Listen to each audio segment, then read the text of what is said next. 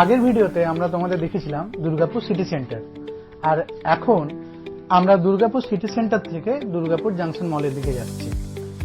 আমরা Durgapur city centre থেকে একটা অটো করেছি, তোমরা চাইলে অটো, টোটো বা পায়ে হেঁটেও যেতে পারো। এই দুর্গাপুর জাংশন মলটা দুর্গাপুর বাসীদের কাছে খুবই বিখ্যাত এবং খুবই জনপ্রিয় একটি শপিং মল। আচ্ছা, এই জনপ্রিয় থেকে মনে পড়লো, এই জাংশন মলটা কিন্তু সিঙ্গাপুরের এক বিশ্ববিখ্যাত স্থাপত্য স্টিফেন কোয়েস্টের আদলে তৈরি। তাই নাকি? হ্যাঁ, এবং এটা মোটামুটি 4 লাখ স্কোয়ার ফিট এরিয়া জুড়ে তৈরি হয়েছে, এবং এটা আরো তোমার 200-রও বেশি ন্যাশনাল আর ইন্টারন্যাশনাল ব্র্যান্ডসের আউটলেটও রয়েছে। 2011 সালের 11ই মার্চ এটার উদ্বোধন হয়।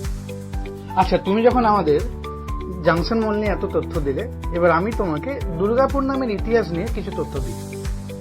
প্রায় 1765 সালে গোপীনাথ চট্টোপাধ্যায় বর্ধমানের মহারাজার কাছ থেকে জঙ্গলমহলের একটি অঞ্চল লিজে নেন, যেটি এখন দুর্গাপুরেরই একটি অংশ।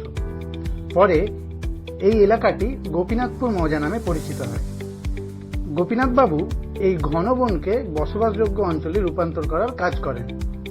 তার বংশধর দুর্গাচরণ চট্টোপাধ্যায় পরে এই প্রচেষ্টা চালিয়ে যান এবং বর্তমানে সাগরভাঙা অঞ্চলে একটি নতুন উপনিবেশ স্থাপন করেন।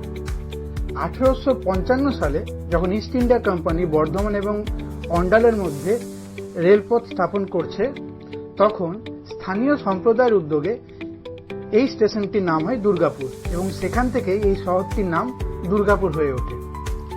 1947 সালে স্বাধীনতা লাভের পর পশ্চিমবঙ্গের তৎকালীন মুখ্যমন্ত্রী ডক্টর বিধানচন্দ্র রায় এই শহরটিতে ইস্পাত কারখানা স্থাপন করেন, এবং তারপর থেকে এই দুর্গাপুর শিল্পনগরী হিসেবে প্রখ্যাত হয়। আচ্ছা, চলো এবার তাহলে আমরা জাংশন মলের দিকে যাই, জাংশন মলের ভেতরে যাই। হ্যাঁ, নিশ্চয়ই, চলো। আচ্ছা, এবার আমরা মলের ভিতরে ঢুকছি। ডান দিক দিয়ে এন্ট্রি গেট, আর যেই সিঁড়ি দিয়ে আমরা উঠে এলাম ওখানে অনেক গ্রুপ বা কাপল বা ফ্যামিলি অনেকে বসে আড্ডা ফাড্ডা মারতে পারে। আচ্ছা, এবার ঢুকেই প্রথমে আমরা বাম দিকে দেখবো, এখানে শ্যামসুন্দর চাঁদিওয়ালা আছে। এখানে খুব ভালো ভালো সিলভারের কালেকশন আছে, কখনো তোমরা এলে ট্রাই করতে পারো বা দেখতে পারো। আর এই মাঝখানটাতে পয়লা বৈশাখের জন্য খুব সুন্দর করে ডেকোরেশন করা আছে।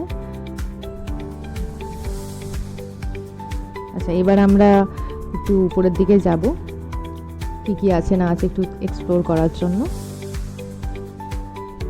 বিভিন্ন ধরনের ব্র্যান্ডস আছে। এবার আমরা একটু ফুড কোর্টের দিকে এগোচ্ছি। ডেকোরেশন দেখতে দেখতে খুব সুন্দর করেছে, বেশ ভালো লাগছে একটা এরকম দিনে এসে। এটা হচ্ছে ফুড কোর্ট, অনেকগুলো কাউন্টার আছে, ডিফারেন্ট ডিফারেন্ট কুইজিন পাওয়া যায় এখানে। দেখি আমরা একটু ঘুরে দেখি কি অর্ডার করা যায় না করা যায়। বেশ সুন্দর করে সাজানো, ভালো অনেকটাই জায়গা নিয়ে করা মনে হচ্ছে। আচ্ছা, এবার আমাদের খাবার চলে এসেছে।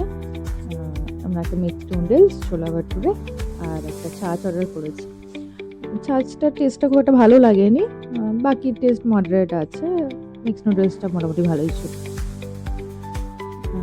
আর এই দিকটাতেও তোমরা এসে বসতে পারো, এটা ডান দিকটাতে আরেকটু এক্সপ্যান্ড করা হয়েছে। আগে এদিকটাতে অত কিছু ছিল না, এখন আরও কিছু নতুন কাউন্টার এদিকে খুলেছে। আর এর পাশে একটা মাল্টিপ্লেক্স আগে ছিল, এখন বন্ধ রয়েছে। আচ্ছা, এবার দিন শেষে আমাদের ফেরার পালা।